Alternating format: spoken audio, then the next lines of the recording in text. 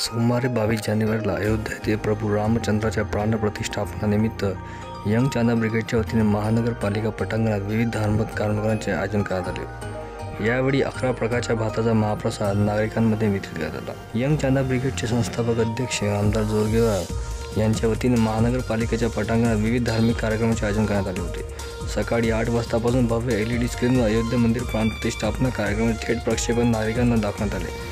सकाळी 8:30 वाजता लखमापूर भजन मंडळाच्या वतीने सुंदरकांडचे आयोजन करण्यात आले होते। दुपारी 1 वाजल्यापासून संस्कार TV फेम भजन सम्राट दिनेश शर्मा यांच्या भजन कार्यक्रमाचे आयोजन यावेळी करण्यात आले।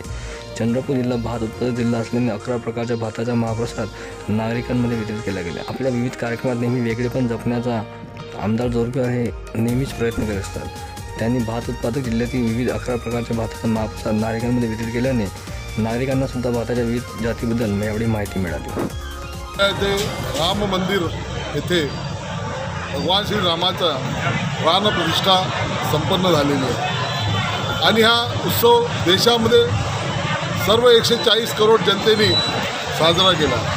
आम्ही सुद्धा चंद्रपूरच्या या गांधी चौकामध्ये याचं लाईव्ह प्रसारण करून सुंदरकांड ठेवत भजनांचं गीत गायन या ठिकाणी ठेवलेलं आहे। सोबतच हा भात उत्पादक जिल्हा आहे। चंद्रपूर हा भात उत्पादक जिल्हा असल्यामुळे, तांदूळ उत्पादक जिल्हा असल्यामुळे 11 प्रकारच्या भातांचं या ठिकाणी भगवान श्रीरामाला भोग देण्यात आलेला आहे। ज्यामध्ये गोड भात आहे, मसाले भात आहे, दही भात आहे, खट्टे भात आहे, मटर चावल आहे, केसर चावल आहे, वेगवेगळ्या प्रकारचे असे 11 प्रकारचे भाताचे प्रकार करत आम्ही प्रभू श्री रामचंद्र यांना या ठिकाणी नैवेद्य दाखवलेला आहे। साधारणतः 11,000 लोकांच्यासाठी म्हणून ही व्यवस्था आम्ही या ठिकाणी केलेली आहे।